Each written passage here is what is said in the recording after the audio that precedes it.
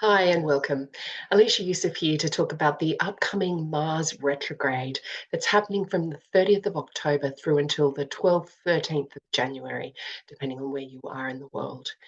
Now, what happens when our planet of action, assertion, willpower, and boldness seems to go backwards in the sky? What will this retrograde period hold? Now, it's interesting to have a look at. And one of the things that we do talk about with Mars is its malefic status, the fact that it's hot and dry. It isn't able to support life like the deserts.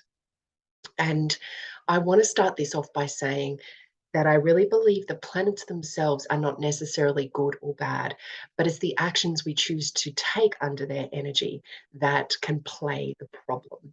Now, this is where we have the opportunity to be conscious around the energy that's around and use that in ways that are more productive and less challenging or shadow. So hopefully this video helps you use the sharp edge of Mars in more constructive ways over this period of time. So what is Mars? Let's have a chat about Mars. And I'm deliberately wearing my red Mars colors to be able to show that energy. Mars is Ares or Nergal and Achilles from mythology, Achilles. And it's that forward thrust of the warrior, that sharp edge of the sword, or even the surgeon's knife. It's very much at home because it rules Aries and Scorpio. It is also in its dignity in Capricorn too. The skills of Mars, or what Mars is well known for, is a very primal energy, that very bestial energy, and can be linked a lot with those that lustful sex or that need urge to procreate. Especially if anyone's ever been in a life or death situation or through a war or something, you'll know what that energy is like. It's very good at starting wars. It's also believed to bring plagues and pestilence. It's also great at fighting or defending and protecting. Mars in Roman energy, as the Mars god of war, it was known not only for fighting and ruling warriors, but also as the ruler of farmers and agriculture. And that was often what soldiers did when they weren't out on campaigns. They would be back taking care of their farms. So it's that idea even of the sharp edge of the plow, which can actually separate things out so that new life can come in. So there is that idea with this edge, this sharp edge of how we want to use it. It can be wielded well to bring new life, to separate what needs to be separated, but it can also cut and hurt and cause pain. Mars is very much linked with pain. Now, some of the ideas of Mars, it's a warrior, explorer, farmer, the sprinter, racing car driver, bouncer, and the pioneer as well, this sense of where we can thrust forwards to go after whatever we want. I'd also even put in here, spy or assassin is potentials of this as well, especially under that Scorpio energy. Now, some of the positives of Mars is its energetic approach and its assertiveness. It'll just go after the prize and push through challenges or leap over hurdles to get where it wants to go. It's brave, that idea of the skilled warrior. And Mars has a very honest and direct turn of phrase, which will be interesting when it's in Gemini. It's a great initiator, and it's also very virile as well. So it's basically how we take action and go after what we want, our desires. Some of the drawbacks to Mars's heat, of course, is its violence, its hot-headedness, its impulsiveness, and its lack of patience. It can bring about chaos and destruction, and it's not a very strategic thinker, especially not in Gemini too. So there is this sense with Mars of, okay, what's going to happen under this retrograde period with our energy? But first, let's explore what Mars in Gemini is going to be like. Now, Mars moved into Gemini on the 20th of August, and it will be there through until the 25th of March, 2023. So, Gemini is mutable air. It's the gentle yet variable summer breeze. You're not quite sure which direction it's going to flow from, always changing. It's also that playful Peter Pan or Puck energy. There's a lot of humor, a lot of prankster, or hijinks is something Mars in Gemini is really good at. So expect lots of fun and practical jokes and energy as well towards connecting and socializing. It has a very assertive, this is the sign of communication, and all air signs are. So Mars in the air signs, and especially this one, has a very assertive and open communication style. The other side of this could be sharp tongue or fighting words. This could be where the pen is mightier than the sword. Now, in some situations, we need that to happen. If you need to be more assertive with your words, then definitely using Mars in Gemini for that. However, the retrograde phase, be careful, because that's the inward turning. It's more about thinking before we act.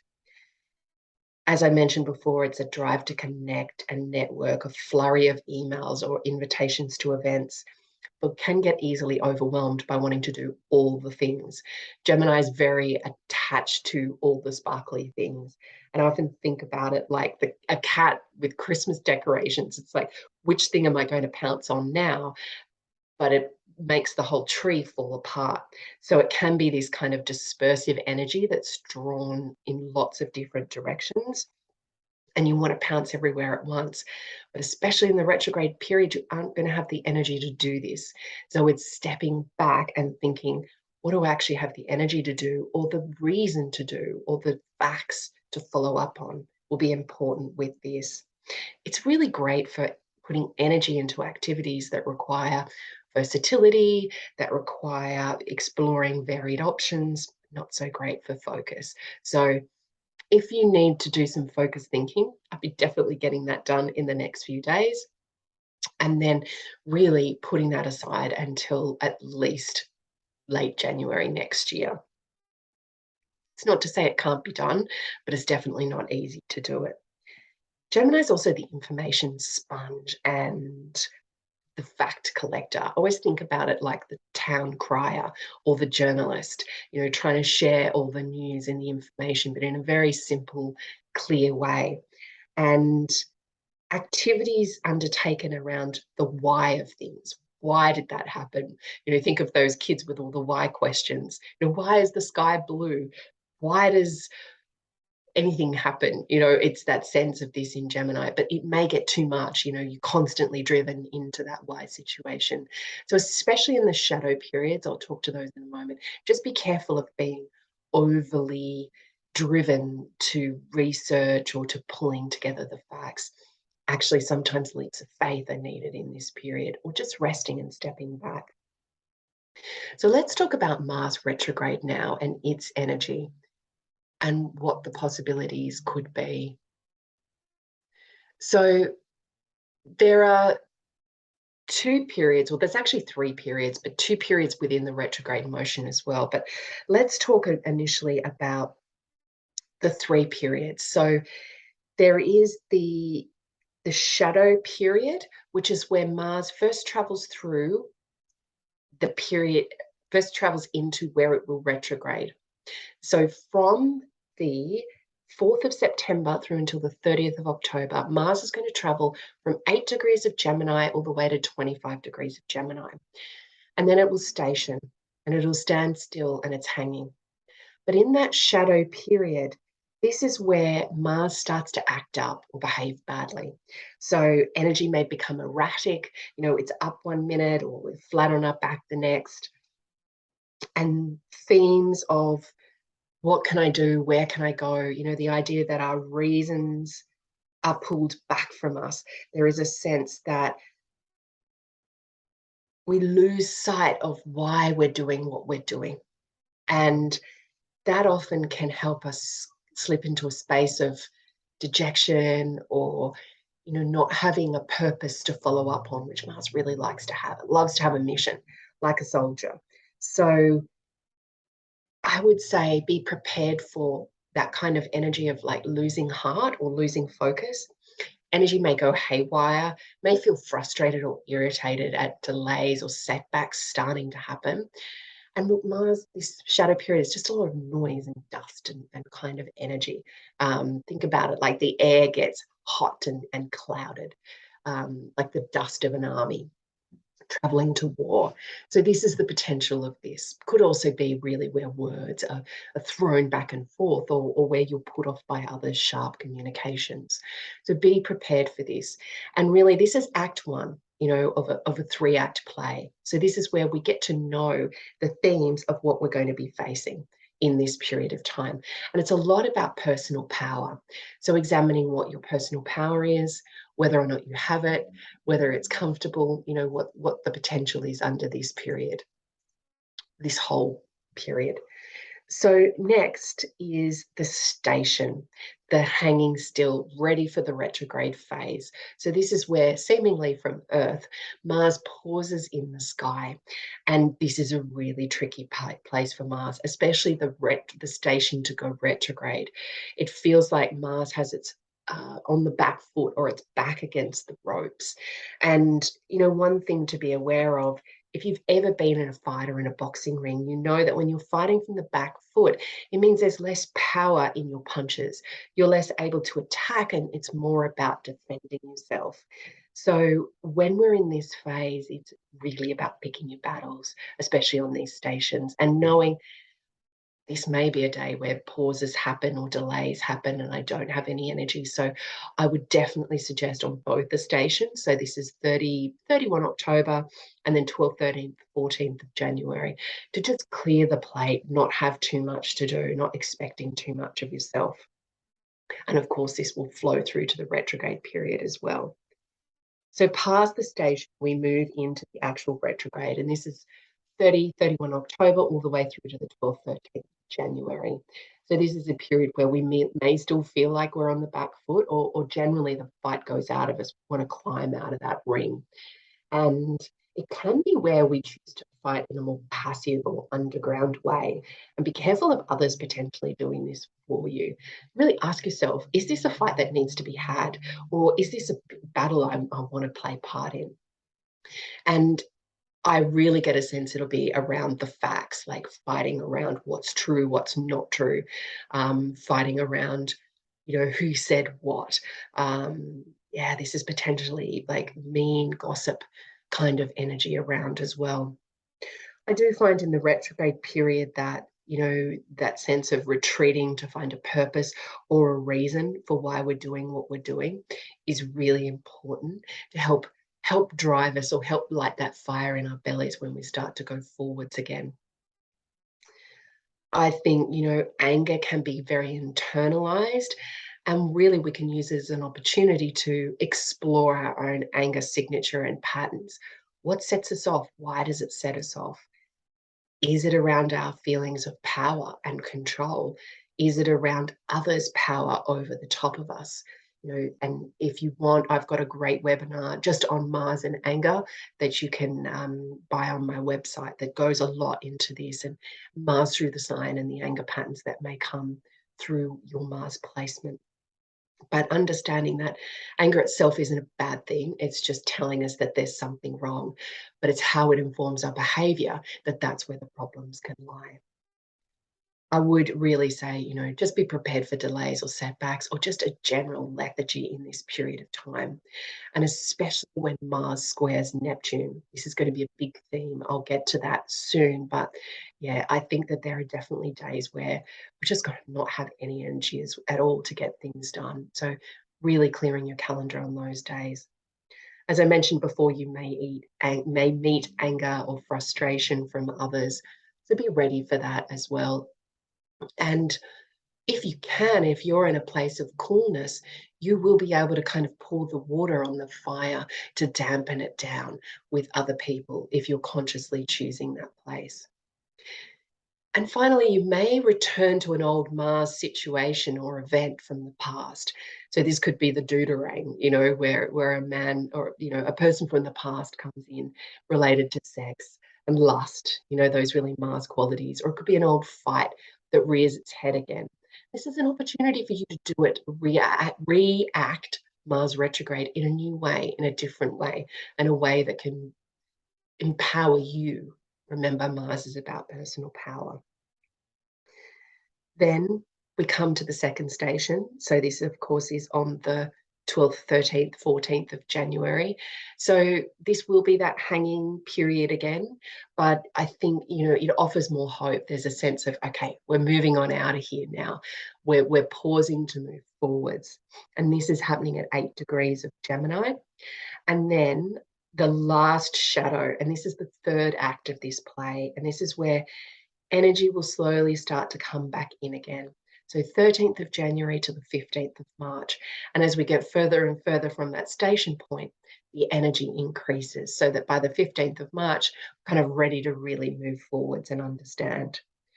So opportunities can come your way to create resolution of what you've been looking over or trying to understand about Mars themes for the past. It also is an important thing to look at is what house this is playing out in. Have a look at your birth chart. Have a look at where Gemini lies. What house is this going to play out in? This 8 degrees to 25 degrees of Gemini is where you may face it. So, for example, if it's in the 4th house, it may be about anger or conflict within the family. If it's in the 10th house, it may be that you're having to really assert yourself in different ways with your words, with a boss or an authority figure, or just to move your career forwards. If it's in the 5th house, this could play out with children, and so on and so forth. So just have a look at that house to give you an idea of the backdrop against which this will play out. I also would say about this last shadow period is this is going to be a bit like a toddler, taking its steps forwards. You're trying to act in a new way and allow yourself to have mistakes. Allow yourself to say, oh, I'm doing anger in a new way. I'm trying to be a calm person in tricky circumstances. And it's okay if I make mistakes, especially in this last part of the shadow period. So through until that kind of 15th of March is a great time to do this. So what else do I want to talk about here? Who will this affect? It will affect all of us, but some are going to be more sensitive to this than others. So Aries and Scorpio risings, you have Mars ruled charts. So whenever your ruler goes backwards, you are going to feel lower energy, less impetus, less ability to drive forwards. So allow that to happen. Be prepared for this. People who have strong Mars signatures that probably lean on their Mars a lot, or lots of planets in Aries and Scorpio, you'll feel this too. So be prepared. Okay, those in a Mars perfection year, for those who understand this, it could be if you are in a year where Aries or Scorpio is on the cusp of the house that is your perfected house this year, then yes, you're going to be super sensitive to this too. And then the mutable risings as well, especially Gemini, because it's happening in your 1st house, and Virgo risings too, because it's happening in your 10th house. But I do feel like Sagittarius, you're going to meet this through relationships, the important people in your lives. And Pisces, this is in your 4th house of family and foundations and home. So it will, these are powered houses. So you'll feel this more strongly. So these are the significant timings that I mentioned. This is, what to be prepared with. And I'm going to talk now about some of the other periods. So Mars is going to, in amongst all of this, because we have the planet Neptune at 23 to 25 degrees of Pisces in this period of time, Mars is going to form squares to it. And this is the image that comes to mind for this is the Big Lebowski. If you've seen this movie, or if you haven't, go and watch it. But it's just this comedy of errors around kidnapping and cut off toes and just general Mars-like themes of, there's even I think there's a porn king in it. And it's just so much that, but there's this hilarious Lebowski character in there that is just this bumbling, like he's such a Gemini energy. So I just keep thinking of that. There's a scene in it where the Big Lebowski is driving down the road and he's worried that someone's following him, but he's smoking a joint and he's drinking a beer and he's driving down the road and he keeps looking in the rear vision mirror to see this car that's following him. And he drops his joint into his lap and it starts burning him. And he's pouring beer onto his lap to try to put it out, but also keeping an eye on the car. And this car goes up the road and it crashes into a bin. And this is just Mars square Neptune. It's that idea of we want to move forwards, but things are vague and confused. We're a little bit out of sorts and energies that are real low. And there's just this sense of smashing into a wall if we try to take off in that crazy Gemini way. I also think that this can be a lot about doubt and dismay, or feelings of almost hopelessness or needing to give up. And I think, there's a wonderful Banksy, actually, the graffiti artist, the famous graffiti artist. It's instead of giving up, rest. That's actually telling you what you need to do right now. It's not to say you can't do it, you just can't do it right now. So really, allow yourself to be in that situation and take care. There can also be deviousness with this energy as well. So it's really, really important not to take shortcuts or tell white lies, or, even small deceits can snowball. So really keep yourself above the line with this energy and what it's doing. Some of the positive ways to use this is compassionate energy.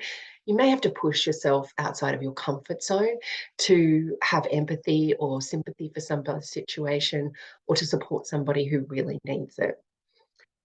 Conserve your energy, and I would say definitely with this, gather the facts beforehand to hold your resolve so that you don't slip into that space of despair if you're feeling like you're not meeting the right energy. I'd also say allergies can flare up under this period of time, immune issues, fevers. I mean, if you're having surgery, definitely avoid these days. I forgot to tell you the days. So they are the 13th of October, the 20th of November, and the 15th of March is where it will be most strong. But I really feel between the 13th of October through until the 20th of November, Mars is going to only station a couple of degrees past Neptune. So that will be very, very strong in that period of time. I'd also say that the Gemini full moon on the 8th of December, usually I love the Gemini full moon. It's, in full swing, end of year festivities and party season. But with that moon conjunct Mars, it's almost like this frantic or hectic or frenzied pace of partying. And we just won't have the energy to be able to do it with Mars retrograde. So check your diary. Don't fall into the buffet of crazy of saying yes to all the things, all the invitations, and this urge to connect and network and be with people, and really choose those people that you want to be with. And if you're going to have, a couple of parties that you need to go to, schedule in rest time as well, schedule in downtime, as we used to call them, disco naps. Take your disco nap before your party. I would also say that, this highlights the halfway point of the Mars retrograde cycle as well. So it is an opportunity under this full moon to pause and reflect. Okay, what have I been learning since the 4th of September and especially the 30th of October that I can then, begin to apply from early January as this goes forward, or can at least help me remain conscious through the Christmas and New Year festivities as well. So I hope this is really helpful for you. Just a few tips and remedies for consciously working with this period. Accepting where you're at energy-wise. If your energy is in that frantic, high pace, get active. Find ways to put it out. Get the blood pumping. Do some cardio or whatever works for you. It's a good idea to take things off the back burner from this period as well. When you have a bit of energy, work on old projects that need completion rather than starting new things under this energy. Embrace your impulsiveness on days where energy is high.